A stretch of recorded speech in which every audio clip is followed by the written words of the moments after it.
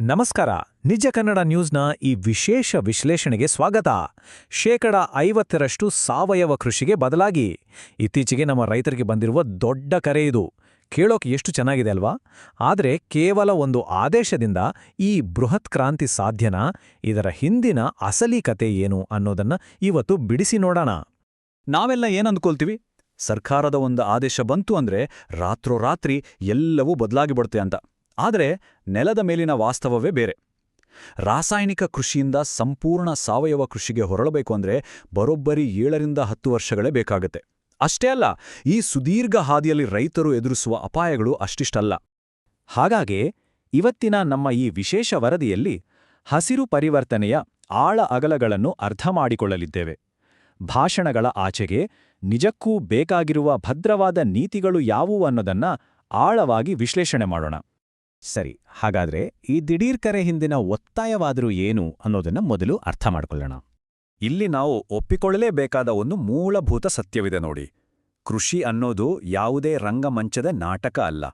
ಹಾಗೆ ನಮ್ಮ ಮಣ್ಣಿನ ವ್ಯವಸ್ಥೆ ಇದೆಯಲ್ಲ, ಅದು ಯಾವುದೇ ರಾಜಕೀಯ ಘೋಷಣೆಗಳಿಗಾಗಲಿ ಭಾಷಣಗಳಿಗಾಗಲಿ ಖಂಡಿತ ಬಗ್ಗೋದಿಲ್ಲ.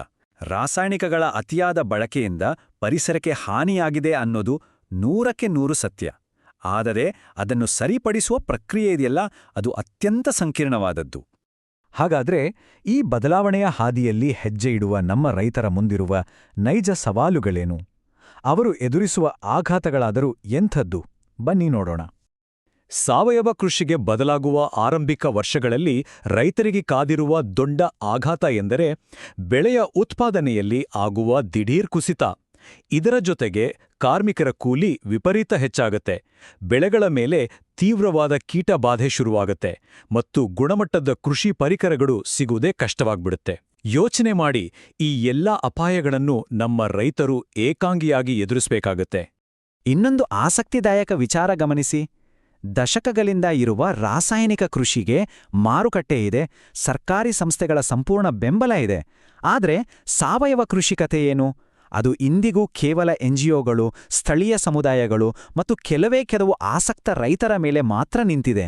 ಆಶ್ಚರ್ಯ ಅಂದ್ರೆ ನಮ್ಮ ಕೃಷಿ ವಿಜ್ಞಾನ ಸಮುದಾಯವೇ ಇನ್ನೂ ಇದನ್ನ ಮುಖ್ಯವಾಹಿನಿಯ ಉತ್ಪಾದನಾ ವ್ಯವಸ್ಥೆಯಾಗಿ ಸಂಪೂರ್ಣವಾಗಿ ಒಪ್ಕೊಂಡಿಲ್ಲ. ಈಗ ನಮ್ಮ ದೃಷ್ಟಿಯನ್ನು ಸ್ವಲ್ಪ ಜಾಗತಿಕ ಮಟ್ಟಕ್ಕೆ ವಿಸ್ತರಿಸೋಣ.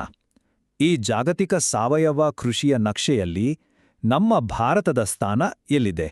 ಈ ಸಂಖ್ಯೆ ನೋಡಿ, ನಿಜಕ್ಕೂ ಬೃಹತ್ತಾಗಿದೆ ಅಲ್ವಾ? ಇಂದಿನ ಜಾಗತಿಕ ಸಾವಯವ ಆಹಾರ ಮಾರುಕಟ್ಟೆಯ ಗಾತ್ರ ಬರೋಬ್ಬರಿ $145 ಬಿಲಿಯನ್. ಅಂದ್ರೆ ನಮ್ಮ ರೂಪಾಯಿ ಲೆಕ್ಕದಲ್ಲಿ ಸುಮಾರು 12 ಲಕ್ಷ ಕೋಟಿ. ಇದರರ್ಥ ಸಾವಯವ ಕೃಷಿಯಲ್ಲಿ ಎಷ್ಟೊಂದು ಅಗಾಧವಾದ ಆರ್ಥಿಕ ಸಾಮರ್ಥ್ಯ ಅಡಗಿದೆ ಅಂತ ಸ್ಪಷ್ಟವಾಗುತ್ತೆ. ಆದರೆ ಇಲ್ಲಿರುವ ಅಸಲಿ ವಿಚಾರ ಬೇರೆ ಇದೆ. ಈ ಪಟ್ಟಿಯನ್ನು ಗಮನಿಸಿ. ಆಸ್ಟ್ರೇಲಿಯಾ ದೇಶ 53 ಮಿಲಿಯನ್ ಹೆಕ್ಟೇರ್ ಸಾವಯವ ಪ್ರದೇಶದೊಂದಿಗೆ ಮೊದಲ ಸ್ಥಾನದಲ್ಲಿದೆ. ಯಾಕೆ ಗೊತ್ತಾ? ಅವರ ಬಳಿ ಒಂದು ವ್ಯವಸ್ಥಿತವಾದ ನೀತಿ ಇದೆ. ಆದರೆ ನಮ್ಮ ಭಾರತದಲ್ಲಿ 4 ಮಿಲಿಯನ್ ಹೆಕ್ಟೇರ್ ಪ್ರಮಾಣೀಕೃತ ಪ್ರದೇಶವಿದ್ರೂ ಒಂದು ಗಟ್ಟಿಯಾದ ಏಕೀಕೃತ ನೀತಿಯ ತೀವ್ರ ಕೊರತೆ ಎದ್ದು ಕಾಣುತ್ತಿದೆ. ಇಲ್ಲಿ ನಾವು ಮರೆಯಬಾರದ ಇನ್ನೊಂದು ವಾಸ್ತವವಿದೆ. ನಮ್ಮ ದೇಶದಲ್ಲಿ ಲಕ್ಷಾಂತರ ಸಣ್ಣ ಹಾಗೂ ಬುಡಕಟ್ಟು ರೈತರು ಮೊದಲಿನಿಂದಲೂ ಸಾವಯವ ಕೃಷಿಯನ್ನೇ ಮಾಡ್ಕೊಂಡು ಬರ್ತಿದ್ದಾರೆ. ಆದರೆ ನಮ್ಮಲ್ಲಿರುವ ದುಬಾರಿ ಮತ್ತು ಸಂಕೀರ್ಣವಾದ ಪ್ರಮಾಣೀಕರಣ ವ್ಯವಸ್ಥೆಯಿಂದಾಗಿ ಅವ್ರಿಗೆ ಯಾವುದೇ ಅಧಿಕೃತ ಮಾನ್ಯತೆ ಸಿಗ್ತಿಲ್ಲ. ಹೀಗಾಗಿ ಅವರು ದೇಶೀಯ ಬಳಕೆಗಾಗಿ ಪಾರ್ಟಿಸಿಪೇಟರಿ ಗ್ಯಾರಂಟಿ ಸಿಸ್ಟಮ್ನಂಥ ಸ್ಥಳೀಯ ವ್ಯವಸ್ಥೆಗಳನ್ನೇ ನೆಚ್ಚಿಕೊಂಡಿದ್ದಾರೆ. ಹಾಗಾದ್ರೆ ಈ ವ್ಯವಸ್ಥೆಯಲ್ಲಿನ ಮೂಲ ಸಮಸ್ಯೆ ಎಲ್ಲಿದೆ? ಈ ಸುಸ್ಥಿರ ಬದಲಾವಣೆಗೆ ಕಾಣೆಯಾಗಿರುವ ಬುನಾದಿಯಾದರೂ ಯಾವುದು ಅನ್ನೋದನ್ನ ನೋಡೋಣ. ಇಲ್ಲಿ ತಜ್ಞರಾದ GV ರಾಮಾಂಜನೇಯುಲವರು ಒಂದು ಮಾತು ಬಹಳ ಪ್ರಸ್ತುತವಾಗುತ್ತೆ. ಅವರು ಹೇಳ್ತಾರೆ, ಕಳೆದ 20 ವರ್ಷಗಳಲ್ಲಿ ರೈತರು ತಮ್ಮ ಆದಾಯವನ್ನು ಹೆಚ್ಚಿಸಲು ಮತ್ತು ಸುಸ್ಥಿರ ಪದ್ಧತಿಗಳಿಗೆ ಬದಲಾಗಲು ತಮ್ಮ ಕೈಲಾದದ್ದೆಲ್ಲವನ್ನೂ ಮಾಡಿದ್ದಾರಂತೆ. ಅಂದ್ರೆ ನಮ್ಮ ರೈತರು ಬದಲಾವಣೆಗೆ ಸದಾ ಸಿದ್ಧರಿದ್ದಾರೆ. ಆದರೆ ಅಸ್ಥಿರ ಮಾರುಕಟ್ಟೆ ಮತ್ತು ಸರಿಯಾದ ಬೆಲೆ ಸಿಗದೇ ಇರೋದು ಅವರ ಕೈಕಟ್ಟಿ ಹಾಕಿದೆ. ಸ್ಪಷ್ಟವಾಗಿ ಹೇಳಬೇಕೆಂದ್ರೆ ರಾಸಾಯನಿಕ ಕೃಷಿಗೆ ಸಿಗುವ ಯಾವ ನೀತಿ ಬೆಂಬಲವೂ ಸಾವಯವ ಕೃಷಿಗೆ ಸಿಗುತ್ತಿಲ್ಲ.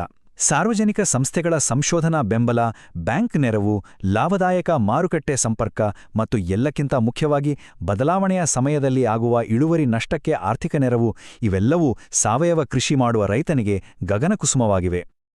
ಹೀಗಿರುವಾಗ ಸರ್ಕಾರದ ಮುಂದಿರುವ ಮತ್ತು ನಾವೆಲ್ಲರೂ ಕೇಳಲೇಬೇಕಾದ ಅತಿದೊಡ್ಡ ಪ್ರಶ್ನೆ ಎಂದರೆ ಈ ಸಂಪೂರ್ಣ ಪ್ರಯೋಗದ ಆರ್ಥಿಕ ಅಪಾಯವನ್ನು ಯಾರು ಹೊರಲಿದ್ದಾರೆ? ಬದಲಾವಣೆಯ ಮೊದಲ ವರ್ಷಗಳಲ್ಲಿ ಇಳುವರಿ ಕಡಿಮೆಯಾಗಿ ರೈತ ಕಂಗಾಲಾದಾಗ ಪರಿಹಾರ ಕೊಡುವರು ಯಾರು? ಈ ಕಠಿಣ ಪ್ರಶ್ನೆಗಳಿಗೆ ಉತ್ತರ ಇಲ್ಲದೆ ಕೇವಲ ನೈತಿಕ ಜವಾಬ್ದಾರಿ ತೆಗೆದುಕೊಳ್ಳಿ ಅಂತ ರೈತರ ಮೇಲೆ ಒತ್ತಡ ಹೇರೋದು ಎಷ್ಟು ಸರಿ? ಯಾವುದೇ ಸಿದ್ಧತೆ ಇಲ್ಲದೆ ಕೇವಲ ಆದೇಶಗಳಿಂದ ಕೃಷಿಯನ್ನ ಬದಲಾಯಿಸಲು ಹೋದ್ರೆ ಏನಾಗುತ್ತನ್ನೋದಕ್ಕೆ ನಮ್ಮ ಪಕ್ಕದ ದೇಶ ಶ್ರೀಲಂಕಾವೇ ದೊಡ್ಡ ಉದಾಹರಣೆ. ಆತುರದ ನಿರ್ಧಾರಗಳು ಎಂತಹ ವಿನಾಶವನ್ನು ತಂದೊಡುತ್ತವೆ ಅನ್ನೋದನ್ನ ಇದು ಕಣ್ಣಿಗೆ ಕಟ್ಟಿದಂತೆ ತೋರಿಸುತ್ತೆ.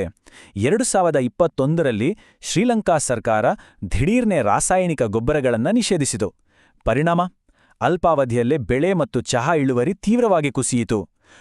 ನೋಡುತ್ತಿದ್ದಂತೆ ದೇಶದಲ್ಲಿ ಭಾರೀ ಆಹಾರ ಕೊರತೆ ಶುರುವಾಯಿತು, ಹಣದುಬ್ಬರ ಗಗನಕ್ಕೇರಿತು ಮತ್ತು ಗ್ರಾಮೀಣ ಆರ್ಥಿಕತೆ ಸಂಪೂರ್ಣವಾಗಿ ನೆಲಕಚ್ಚಿತು. ಪರಿಸರದ ಹೆಸರಿನಲ್ಲಿ ತೆಗೆದುಕೊಂಡ ಒಂದು ಅವೈಜ್ಞಾನಿಕ ನಿರ್ಧಾರ ಇಡೀ ದೇಶವನ್ನೇ ಪ್ರಪಾತಕ್ಕೆ ತಳ್ಳಿಬಿಟ್ಟು. ಶ್ರೀಲಂಕಾ ಬಿಡಿ, ನಮ್ಮದೇ ದೇಶದ ಸಿಕ್ಕಿಂ ರಾಜ್ಯದ ಉದಾಹರಣೆ ತೆಗೆದುಕೊಳ್ಳೋಣ. ಸಿಕ್ಕಿಂ ಸಂಪೂರ್ಣ ಸಾವಯವ ಮಾದರಿಯನ್ನ ಅಳವಡಿಸಿಕೊಂಡು ಪರಿಸರ ಕಾಳಜಿಯಲ್ಲಿ ದೊಡ್ಡ ಯಶಸ್ಸು ಕಂಡಿದೆ. ಆದರೆ ವಾಸ್ತವದಲ್ಲಿ ಅಲ್ಲಿನ ರೈತರಿಗೆ ಇದರಿಂದ ಆರ್ಥಿಕವಾಗಿ ಯಾವುದೇ ಹೇಳಿಕೊಳ್ಳುವಂತಹ ಲಾಭವಾಗಿಲ್ಲ. ಇದರರ್ಥ ಕೇವಲ ಪರಿಸರ ವ್ಯವಸ್ಥೆ ಬದಲಾದರೆ ಸಾಲದು, ಅದರ ಜೊತೆಗೆ ರೈತನ ಜೇಬಿಗೂ ಲಾಭವಾಗುವಂತಹ ಆರ್ಥಿಕ ಭದ್ರತೆ ಇರಬೇಕು. ಹಾಗಾದ್ರೆ ಪರಿಹಾರ ಏನು? ವಾಸ್ತವವನ್ನು ಒಪ್ಪಿಕೊಂಡು ನೈತಿಕ ಭಾಷಣಗಳಿಂದಾಚೆಗೆ ನಾವು ಇಡಬೇಕಾದ ವ್ಯವಸ್ಥಿತ ಹೆಜ್ಜೆಗಳು ಯಾವುವು? ಸಾವಯವ ಕೃಷಿಗೆ ಸುರಕ್ಷಿತವಾಗಿ ಮತ್ತು ಯಶಸ್ವಿಯಾಗಿ ಬದಲಾಗಲು ಈ ಕಟ್ಟುನಿಟ್ಟಿನ ಕ್ರಮಗಳು ಅತ್ಯಗತ್ಯ.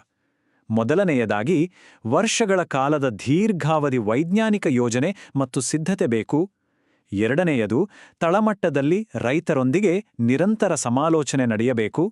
ಮೂರನೆಯದಾಗಿ, ಸಂಪೂರ್ಣ ಮಾರುಕಟ್ಟೆಯನ್ನು ಮರುವಿನ್ಯಾಸಗೊಳಿಸಿ ರೈತರಿಗೆ ಆರ್ಥಿಕ ಬೆಂಬಲ ನೀಡಬೇಕು.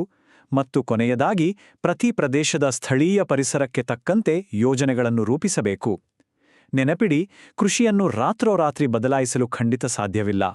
ಅಂತಿಮವಾಗಿ ಈ ಸಂಪೂರ್ಣ ವಿಶ್ಲೇಷಣೆ ನಮ್ಮೆಲ್ಲರನ್ನೂ ಒಂದು ಆಳವಾದ ಚಿಂತನೆಗೆ ಹಚ್ಚುತ್ತದೆ.